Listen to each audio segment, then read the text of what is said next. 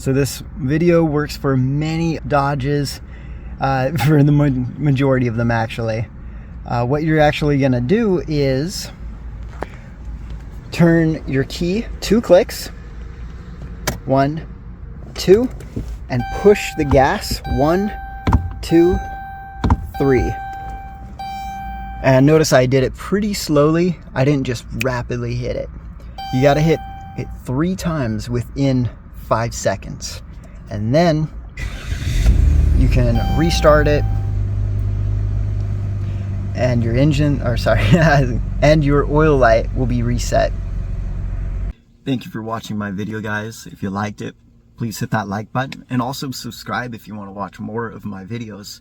In my description, I do have referral links. They have referral bonuses and ways for you to save money in life. Just simple ways of doing the exact same thing you already do every day.